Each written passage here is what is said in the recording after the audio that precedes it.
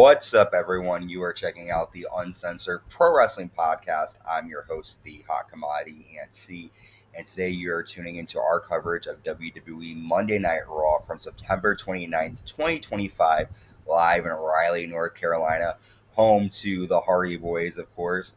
And we're kicking off Raw with Rhea Ripley coming out to the ring last week. Io Sky and Rhea Io Sky got attacked by the Kabuki.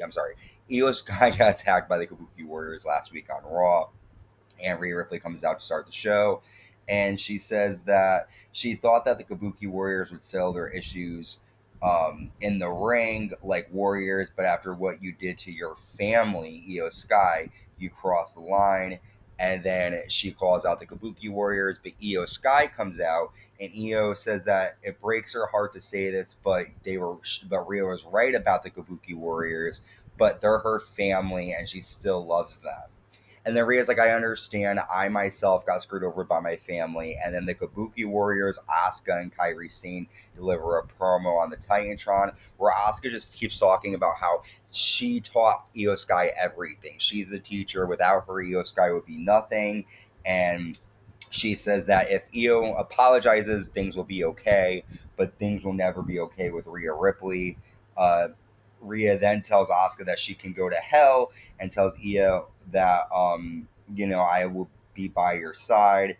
And then Io walks off from the conversation, and that's when the Kabuki Warriors attack Rhea Ripley in the ring. And then Kairi pleads with Io Sky.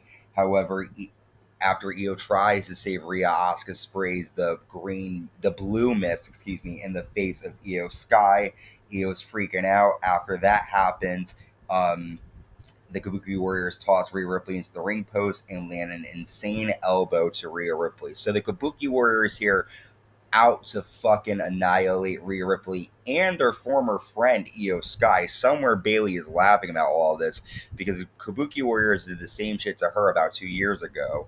But I like how they didn't make it that Io was just against them. Io is, when someone betrays you, they are your family, and it does hurt you. So it makes sense that Io is not automatically going to be like, fuck them. But after this attack, I really feel like Io is going to have fucking enough, and we'll cover that later on.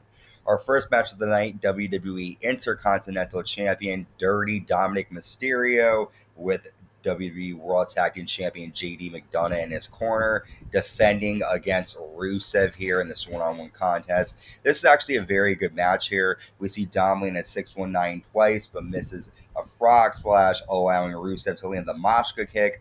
Dominik then hits Rusev in the back with the Intercontinental title, and then tosses the belt to Rusev as the referee turns around. Dom drops to the floor, a la Lie, Cheat, and Steal Eddie Guerrero. Dominik low blows Rusev, lands a roll-up, holding the tights, and Dominik Mysterio retains the Intercontinental Championship. I want to know from you guys in the comments, do you think Rusev is done going after Dominik?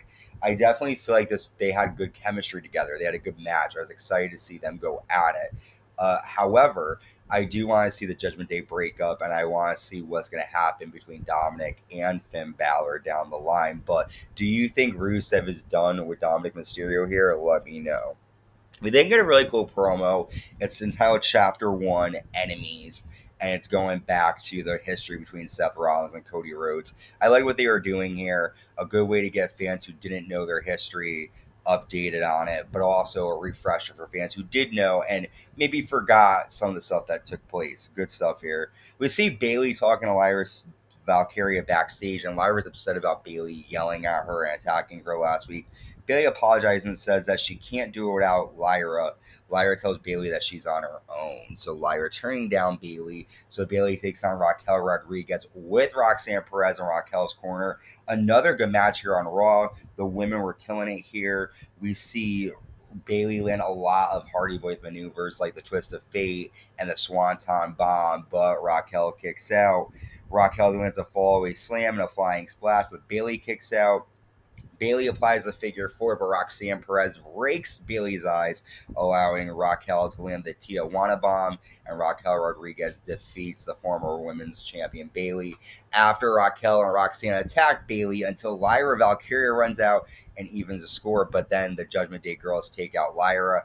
Bayley just fucking snaps at seeing her friend get attacked and beats the shit out of Roxanne and Raquel, and then calls out Lyra Valkyria, "Let's go, you idiot."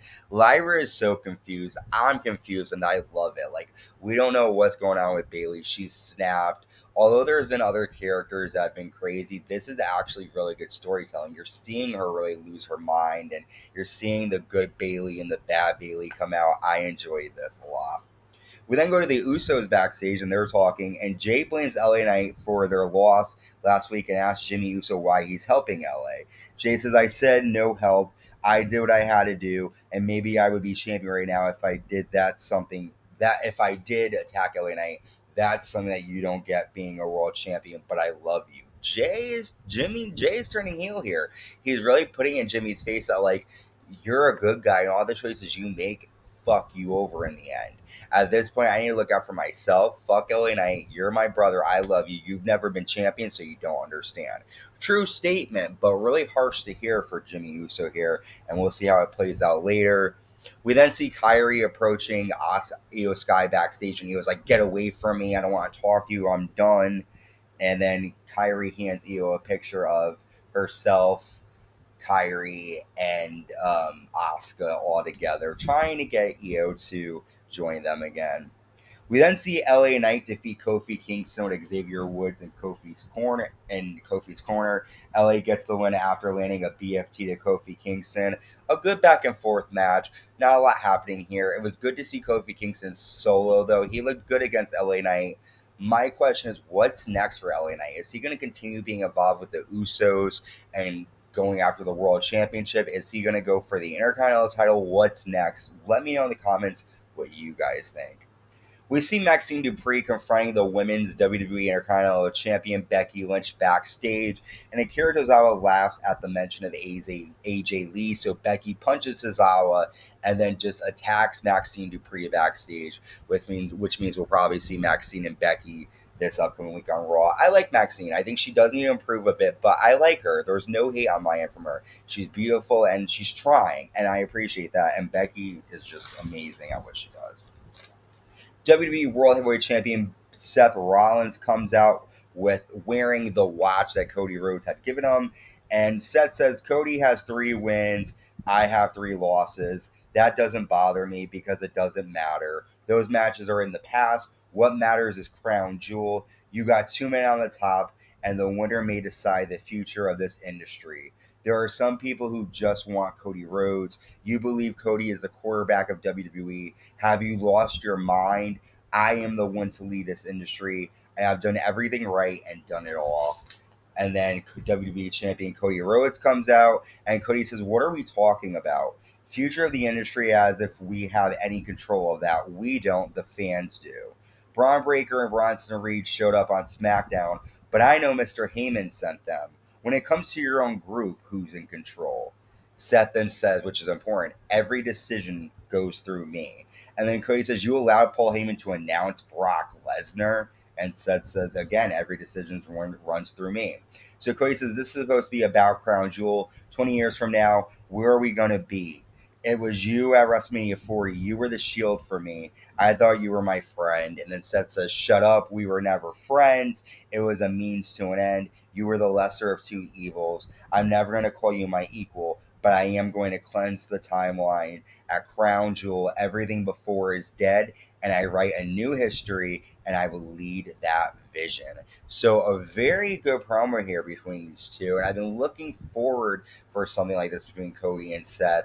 Uh, Cody trying to manipulate Seth and make question, like, you're not even in control of your own group. Paul Heyman's making decisions. He's announcing Brock Lesnar. Reed and Breaker are showing up without you knowing. But Seth is like, I know everything. My opinion, this is going to lead to a War Games match. I think Seth Rollins is aware that Brock Lesnar is with Paul Heyman, and I think he's going to be a muscle for the vision here. Cody Rhodes, same character like he always gives. But this time, Seth is playing like he needs to be Cody. And we see this later on the night where Paul Heyman, Seth is staring intently, like, off screen, and Paul's like, relax. He's like, I need to beat him. So Seth needs to win, and we'll see what happens at Crown Jewel. We then see Io Sky talking to Rhea Ripley, and she agrees to team up with Rhea Ripley to take on her former friends, the Kabuki Warriors, at Crown Jewel, and I'm excited for this match. They're going to tear it up in Australia. Next, AJ Styles and Dragon Lee come out, and AJ says, I have a match at Crown Jewel against John Cena. I get to do something I love to do, and that's beat up John Cena. That's a famous line that AJ used to say back against John Cena in 2016, 2017. But AJ Styles and Dragon Lee team up to defeat Los Americanos with El Grande Americano in their corner.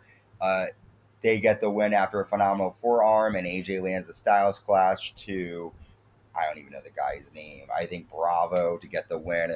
Boring with Los Americanos, but I'm excited for AJ Styles and John Cena. They're not going to be able to go like they used to, and that's because of Cena. But I think they're going to have a good match. I'm excited to see Crown Jewel. This tag match was just a way to put the AJ Styles to get him out on Raw to discuss his match with Cena. We then see the World Women's Champion Stephanie Vaquer confront the WWE Women's Champion Tiffany Stratton backstage. The two of them will sign their contract on SmackDown for their match at Crown Jewel. I hope Stephanie wins. We then get our main event. It's a tornado tag match. The Usos taking on Bronson Reed and Bron Breakker with Paul Heyman in their corner. And we saw a lot of action here. Bron Breakker clotheslines Jey Uso through the announce desk. Jey lands a Samoan drop to Bronson Reed. Reed lands a jagged edge. Breakker hits a spear. And then Reed goes for a double tsunami, but the OTC Roman Reigns returns with a steel chair in hands and attacks Bronson Reed with the chair. That allows Jey to land a spear to Bron Breakker, and we get a double Uso splash from the Usos. The Usos get the win with some help from Roman Reigns after Reigns attacks Breakker with the steel chair, and then he talks to Jey Uso, hugging him, and Jimmy Uso is looking pretty upset at this. He's looking as if he doesn't like what he's seeing, and this is very interesting. You know, you're thinking Jey is a heel, but is it Jimmy that's going to be a heel? Let me know in the comments. What do you think of Roman Reigns' return here? Well, do you think Jimmy is going to turn on Jey or vice versa? We've got Crown Jewel coming up. Is Seth going to beat Cody Rhodes? Let me know in the comments. If you like what you're hearing, make sure you subscribe, like, and hit the notification bell to stay notified when new content is created. We get Attitude Years Season 4 coming your way. We're dropping more episodes as we speak. Crown Jewel next Saturday. WWE SmackDown recaps, Raw recaps. A lot coming your way, so stay tuned.